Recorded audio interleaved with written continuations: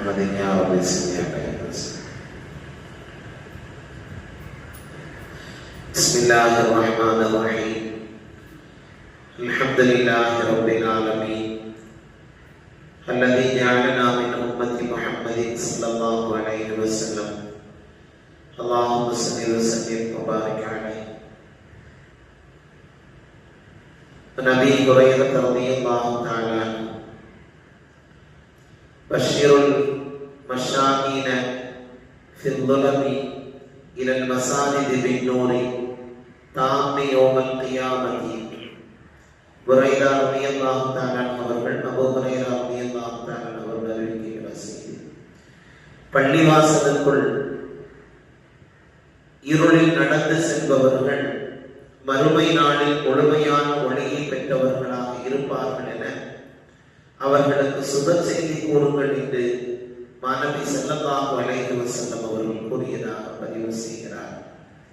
வெகு தூரங்களில் இருந்து அன்றைய காலகட்டங்களில் இருளிலை மஸ்ஜிதை நோக்கி நடந்து வருவார்கள். இன்று அந்த சூழல்கள் எல்லாம் அதிகமாக இல்லை. ஆனாலும் சிரமங்களை எதிர்கொண்டு மஸ்ஜிதில் தொழ வேண்டும் என்கிற ஆர்வத்தோடு வருபவர்களுக்கு அல்லாஹ் மறுமையில் இத்தகைய பாக்கியங்களை வழங்குகிறான் என்கின்ற செய்தியை நாயகம் ஸல்லல்லாஹு அலைஹி வஸல்லம் அவர்கள் கூறுகிறார். வெகு தூரத்தில் இருந்து நடந்து வருபவர் தான் மக்களின் நற்கூலி அதிகம் பெறுகிறார்.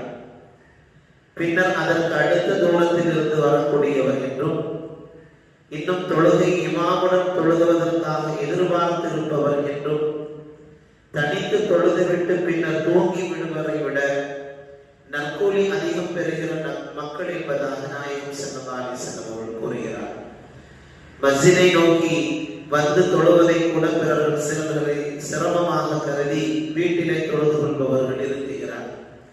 ஆனால் இப்படி நடந்து வந்து இமாம் ஜமாத்தோடு தொழுபவர்களுக்கு அல்லாஹ் ரப்பல் ஆலமீன் தனித்து தொழுபவரை விட எல்லா வகையிலும் பல்வேறு நன்மைகளை அதிகமாக வழங்குகிறார் என்பதால் நாயகம் ஸல்லல்லாஹு அலைஹி வஸல்லம் அவர்கள் உங்கள் பாவங்களை அழிக்கக்கூடிய, உங்கள் அந்தஸ்துகளை உயர்த்தக்கூடியதுமான அமல்களை உங்களுக்கு தெரிவிக்கட்டுமா என்று கேட்டார். உடனே நபி தோழர்கள் எல்லாம் இறை தூதர் அவர்களே சரி என்பதாக கூறினார்கள். முதலாவதாக சொன்னார்கள், சிரமமான குளிர் நேரத்திலும் உதுவை முழுமையாக செய்வது, நீண்ட தூரமானாலும் பள்ளிவாசல் பக்கம் நடப்பதை அதிகப்படுத்துவது, மற்றும் ஒரு தொழுகைக்கு பின் மறு தொழுகையை எதிர்பார்த்திருப்பது ஆகியவைகளாகும் என்றார். இவையே உங்களுக்கு தீங்குகளை விட்டும் பாதுகாப்பாக அமையும், இவையே உங்களுக்கு பாதுகாப்பாகும் என்று நாயகம் ஸல்லல்லாஹு அலைஹி வஸல்லம் அவர்கள் மனிதனுக்கு இதுவெல்லாம் பாதுகாப்பான செயல்பாடுகள் என்பதாக தெரிவிக்கிறார். ஷைத்தானுடைய தீங்குகளில் இருந்து மனிதனை இந்த செயல்பாடுகள் எல்லாம் பாதுகாக்கும் என்பதால் பள்ளிவாசலுக்கு வழக்கமாக அதிகம் போய் வருபவராக ஒருவரை நீங்கள் கண்டார், அவருக்கும் மஸ்ஜிதிற்குமான தொடர்பு அதிகமாக இருப்பதாக நீங்கள் அறிந்தால் அவருக்கு இறை நம்பிக்கை உண்டு என்று நீங்கள் சாட்சி கூறுங்கள்.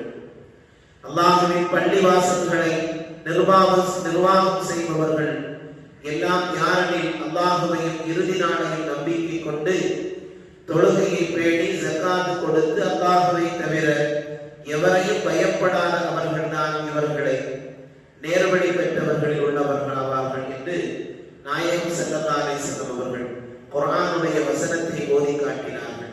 இப்படித்தான் குர்ஆன் நமக்கு சொல்லித் தருகிறது என்பதாக கூறினார்கள்.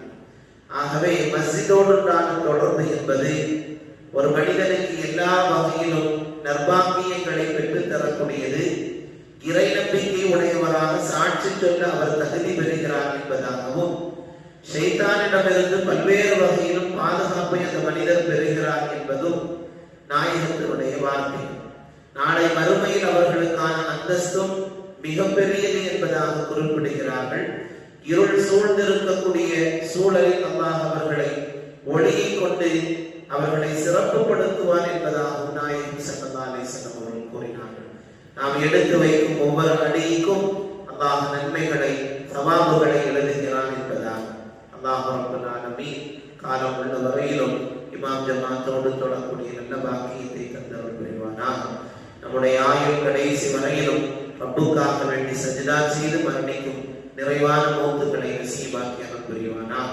நம்முடைய எல்லா அமல்களையும் அல்லாஹ் கபூல் செய்து நிரப்பமான கூலிகளை தந்தவர் புரிவானாக. ஆமீன். யா ரப்பல் ஆலமீன். சுப்ஹானல்லாஹ்.